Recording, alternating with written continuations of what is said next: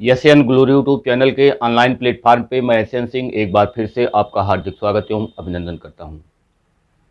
सिद्धार्थ विश्वविद्यालय BEd second year परीक्षा की तैयारी के क्रम में हम लगातार चर्चा कर रहे हैं शिक्षण विषयों की। शिक्षण विषयों में एक इम्पॉर्टेंट टॉपिक शिक्षण विधि और शिक्षण प्रविधि में अंतर, यानी शिक्षण विधि क्या होता है, शिक्षण प्रविधि क्या होता है और उनके बीच अंतर क्या होता है और शिक्षण प्रविधियों के प्रकार कौन कौन से हैं।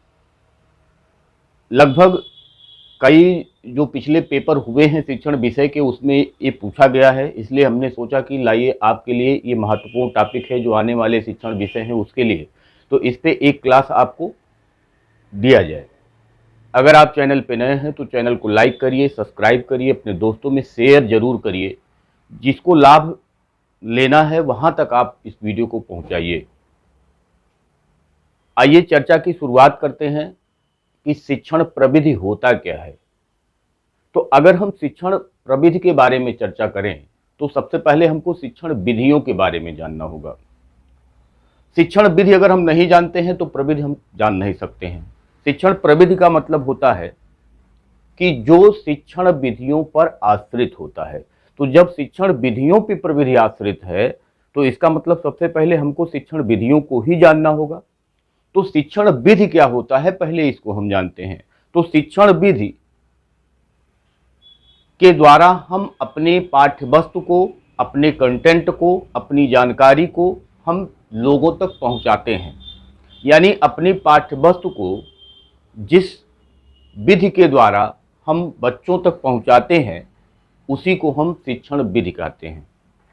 यानी पाठ्य वस्तु जो हमारा है, जो आज हमको पढ़ाना है, उसके लिए हम जिस विधि के द्वारा, जिस क्रिया के द्वारा हम बच्चों तक पहुंचाने का कार्य करते हैं उसी को हम शिक्षण विधि कहते हैं। पहली लाइन में लिखा हुआ है, एक अध्यापक अपनी विषय वस्तु को प्रस्तुत करने के लिए शिक्षण विधि का प्रयोग करता है।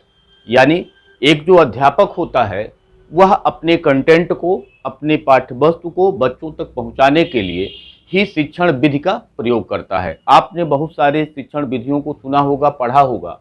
आगमन विधि, निगमन विधि, विश्लेषण विधि, संश्लेषण विधि, कहानी कथन विधि, उदाहरण विधि, प्रश्नोत्तर विधि, तमाम विधियां, व्याख्यान विधि, तो तमाम विधियां आपको हमने पढ़ाया भी है।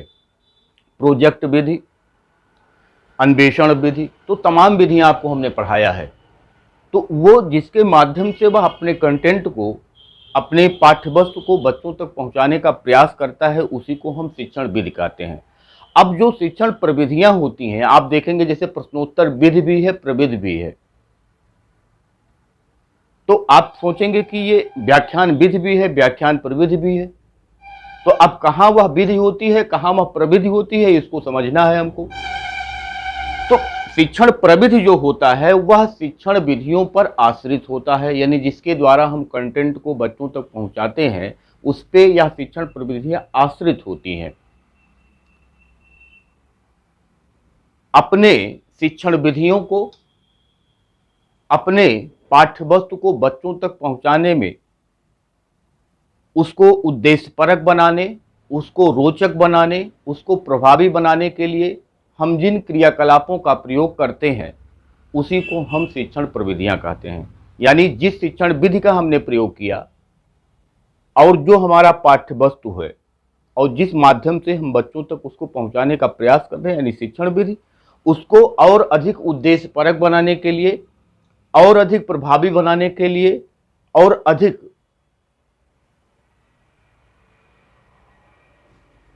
प्रभावी बनाने के लिए और अधिक रोचक बनाने के लिए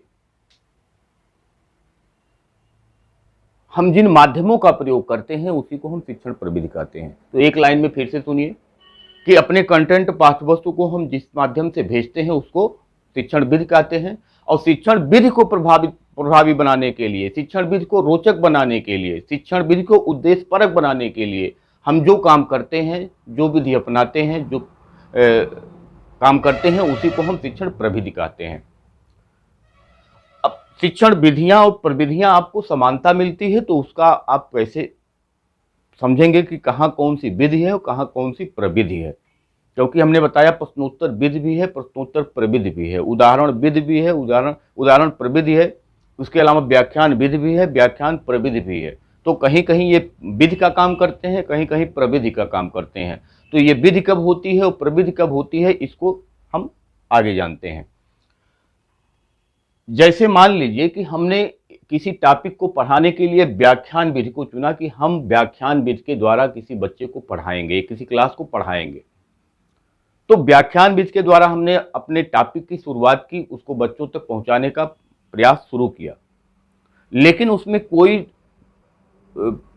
भाग ऐसा है जो बच्चों को समझ में नहीं आ रहा है। तो उसके लिए हम क्या करते हैं, तो उसके लिए हम बच्चों को उदाहरण देते हैं, उसके लिए हम बच्चों को कहानी सुनाते हैं, उसके लिए हम बच्चों से कुछ प्रश्न उत्तर करके, और उसके लिए बच्चों को हम कुछ स्पष्टीकरण देते हैं। यानी हम अगर कोई चीज़ बच्चों को पढ़ा रहे हैं और व्याख्यान विधि का प्रयोग कर रहे हैं, जैसे हम आपको पढ़ा रहे हैं, व्याख्यान विधि है, अगर मान लीजिए कोई उसमें शब्द ऐसा आ गया जो आपको समझ में नहीं आ रहा है, तो उधर से बच्चे पूछेंगे कि सर ये चीज़ समझ में नहीं आया। तो उसको समझाने के लिए हम कुछ उदाहरण दे सकते हैं, कहानी सुना सकते हैं, कुछ प्रश्नोत्तर के द्वारा हम उसको समझा सकते हैं, स्पष्टीकरण दे सकते हैं। तो ये सारी चीज़ें हम कर सकते हैं उस स्पेशल जो एक शब्द है, एक वाक्य है, उसको समझाने के लिए।